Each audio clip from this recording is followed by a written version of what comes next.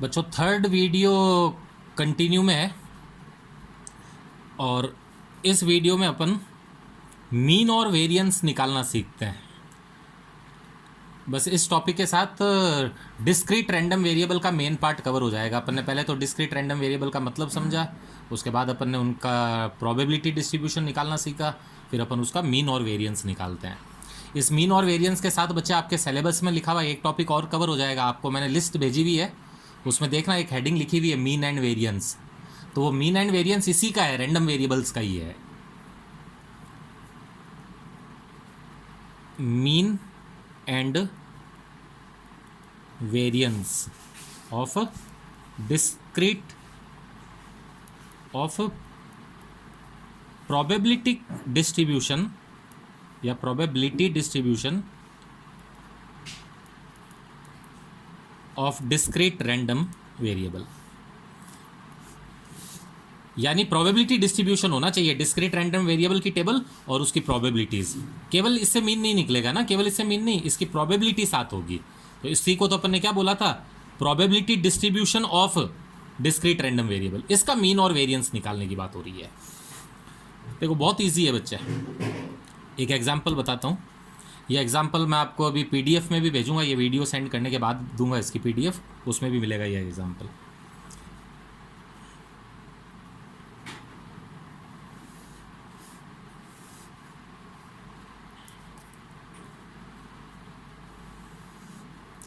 ये बच्चे मैं आपको एक डिस्क्रीट रैंडम वेरिएबल की एक ना टेबल दे रहा हूँ, ठीक है।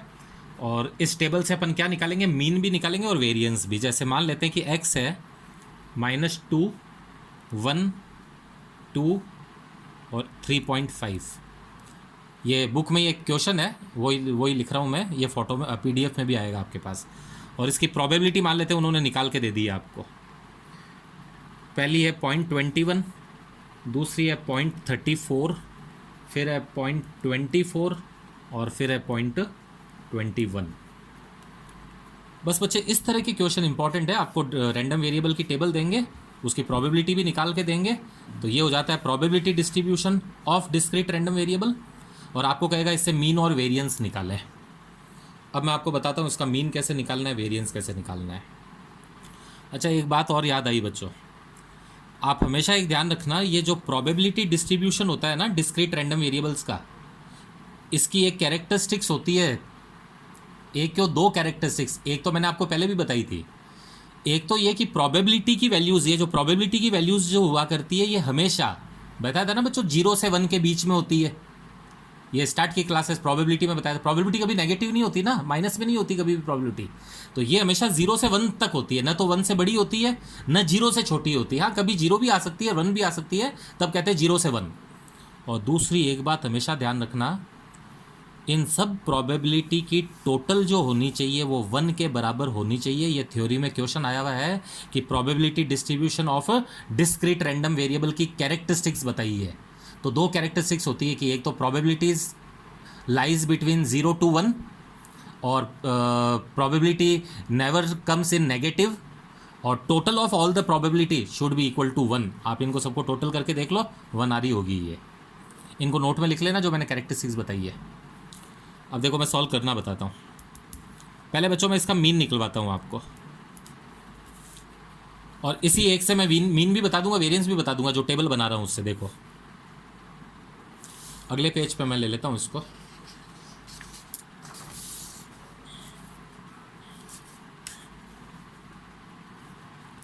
पहले अपन निकालते हैं मीन।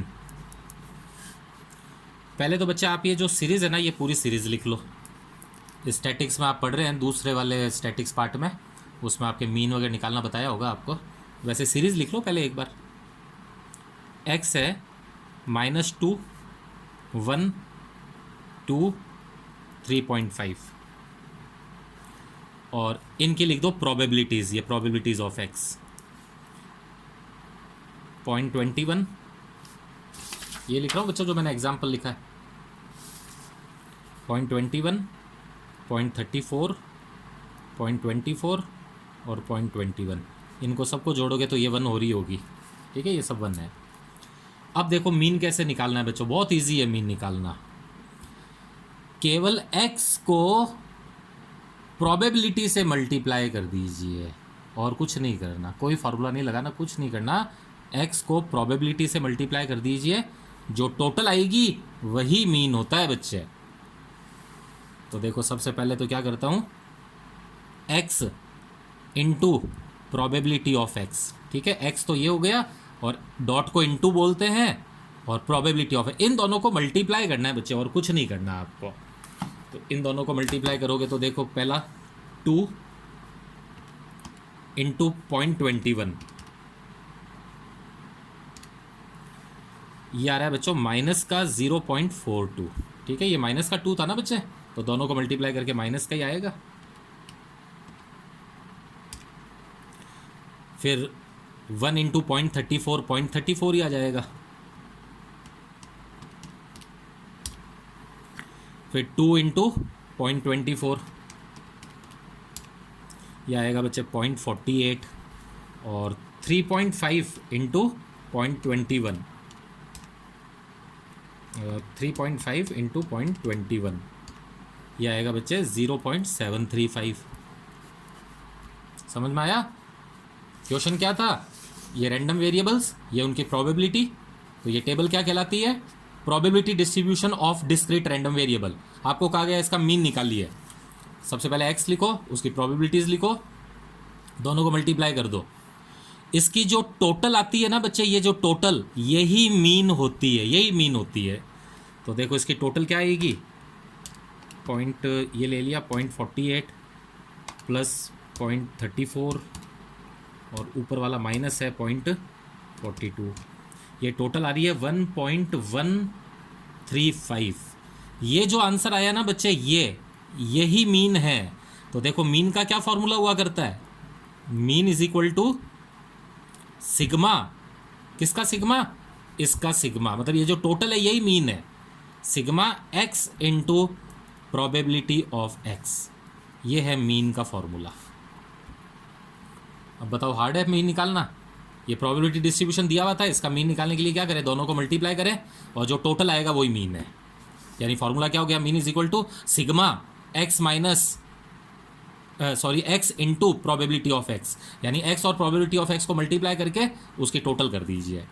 बच्चे एक और ध्यान रखना, रैंडम वेरिएबल जो टॉपिक आप पढ़ते हो उसमें मीन को इस तरह से म्यू से भी रिप्रेजेंट करते हैं। ये कर्सिव का यू होता है, बुक्स में कहीं कहीं पर आपको ये यू लिखा हुआ दिखेगा तो ये मीन का ही साइन होता है, ध्यान रखें ना बच्चे।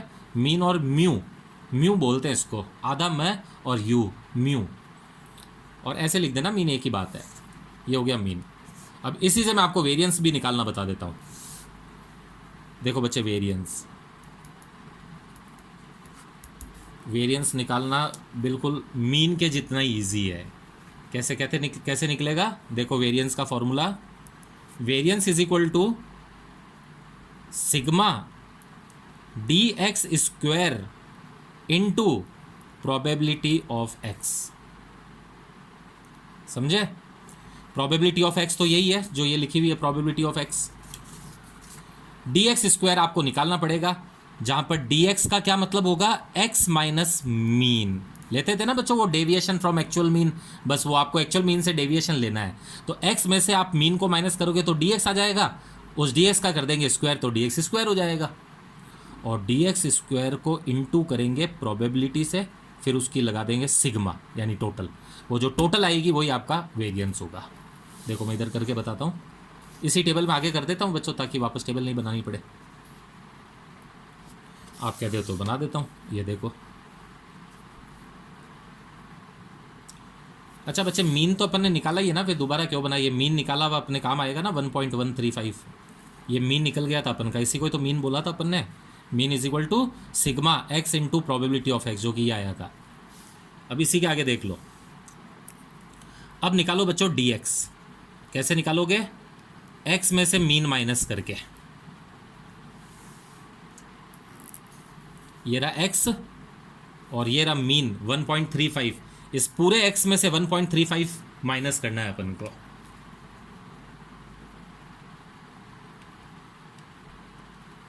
देखो पहला है माइनस का 2, उसमें से माइनस करना है 1.135। ये आएगा बच्चे माइनस का 3.135, और इसका ही हाथों हाथ स्क्वायर भी करते चले डी एक्स स्क्वायर, क्योंकि ज़रूरत पड़ेगी ना डी एक्स स्क्वायर की। फिर डी एक्स स्क्वायर ही प्रोबेबिलिटी से इंटू होगा प्रोबेबिलिटी ऑफ एक्स से, तो इसका स्क्वायर भी कर देता हूँ मैं। ये आएगा बच्चे 9.82, ठीक है 9.82। इसी तरह देखो अब की बार x है 1, 1 में से क्या माइनस करोगे 1.35, 1.135।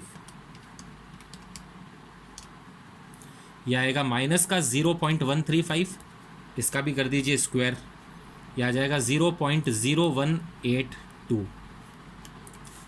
फिर 2 में से क्या माइनस करोगे, मतलब x में से ये मीन माइनस करना है बच्चों, सब में से 1.135, मैं ये मीन माइनस कर रहा हूँ सब में से, तो 2 में से माइनस होगा 1.135, आंसर आएगा 0.865, इसका स्क्वायर करोगे तो आ जाएगा 0.748, और लास्ट 3.5, ये 3.5 उसमें से माइनस होगा 1.135, आंसर आएगा आपका 2.365, इसका कर दो स्क्वायर, ये आएगा 5.593। और लास्ट स्टेप ध्यान से देखना बच्चों, ये जो डी एक्स स्क्वायर आया है, ये डी एक्स स्क्वायर, इसको आप मल्टीप्लाई कर दे प्रोबेबिलिटी से, समझ रहे हो, D x square multiply by probability, देखो इधर D x square into probability of x, बाद में ये जो टोटल आएगी ना, ये टोटली क्या होगी आपकी वेरिएंस होगी। मैं कर देता हूं, देखो मल्टीप्लाई 9.82 मल्टीप्लाई बाय प्रोबेबिलिटी है 0.21, दिस विल बी 2.0622। फिर नेक्स्ट है 0.0182 मल्टीप्लाई बाय प्रोबेबिलिटी है बच्चों 0.34, अब की बार आएगा आपका 0.0061, और उसके बाद है 0.748 मल्टीप्लाई बाय 0.24, यह आएगा 0.1795, और लास्ट 5.593 मल्टीप्लाई बाय प्रोबेबिलिटी 0.21, यह आएगा बच्चे 1.1745, और अब इनकी टोटल लगा दीजिए 0.1795 प्लस 0.061 प्लस 2.0622, इन सब की टोटल आ रही है बच्चों 3.4223। यही बच्चे आपका वेरिएंस है, क्योंकि वेरिएंस का फॉर्मूला क्या होता था, डी एक्स स्क्वायर को प्रोबेबिलिटी से इंटू करो, डी एक्स स्क्वायर को प्रोबेबिलिटी से इंटू करो और उसकी टोटल लगा दो केवल, यानी फॉर्मूले कुछ नहीं लगाने हैं। ये डी एक्स स्क्वायर निकला था, इसको प्रोबेबिलिटी से इंटू कर दो और जो टोटल आएगी वही आपका वेरिएंस होगा। तो variance is equal to sigma d x square into probability of x, जो आपकी कितनी आ गई 3.4223, और मीन का क्या फॉर्मूला था, sigma x into probability of x, यानी एक्स को प्रोबेबिलिटी से इंटू कर दो केवल और टोटल लगा दो, तो यह आंसर आया था 1.135। ये है बच्चे प्रोबेबिलिटी डिस्ट्रीब्यूशन का मीन निकालना और वेरिएंस निकालना। ये मीन और वेरिएंस वो नॉर्मल वाले तरह से थोड़े से अलग निकलते हैं, ध्यान से देख लेना, पूरे एक एग्जाम्पल मैंने सॉल्व करके बता दिया है आपको। अच्छा एक और बात बच्चे, इधर देखो, ये जो फॉर्मूला है ना, कोई बुक्स इसको ऐसे भी लिखती है, सिग्मा डी एक्स स्क्वायर की जगह वो लिख देती है sigma x minus x bar square. तो बच्चे ये कोई नई बात है क्या, डी एक्स ऐसे ही तो निकलता है, एक्स माइनस एक्स बार ही तो करते हैं, वो फॉर्मूले में ये लिख देंगे sigma x minus x square, मतलब x minus x bar square into probability of x. तो बात तो एक ही बच्चे, ऐसे लिखे ऐसे लिखा, हम नॉर्मल ईजी वे में लिखा करते हैं इस चीज़ को। और एक लास्ट बात आपको बहुत बार पहले भी बताई हुई थी, वेरिएंस का अंडर रूट करने पर बच्चों स्टैंडर्ड डेविएशन आता है। तो अगर कोई क्वेश्चन कह दे कि स्टैंडर्ड डेविएशन भी निकाल के बताएं, तो जो आपका वेरिएंस का आंसर आता है ना, उसका अंडर रूट कर देना, वो स्टैंडर्ड डेविएशन भी बन जाएगा आपका। ये है बच्चे 3 टॉपिक आपके इन 2 वीडियो में कवर हो गए। अपन ने रैंडम वेरिएबल की जो टेबल्स होती है उसके प्रोबेबिलिटीज़ के बारे में भी बात कर लिया, that is probability distribution of discrete random variable, उनके मीन निकालने भी सीख लिए और उनके वेरिएंस निकालने भी सीख लिए। अब इसके बाद में मैं आपको एक PDF भेजूंगा, उसमें हो सकता है कुछ एग्जाम्पल्स वगैरह हो, हो सकता है कुछ क्वेश्चंस भी हो, आप उनको सॉल्व करना ट्राई करना उनको बच्चे।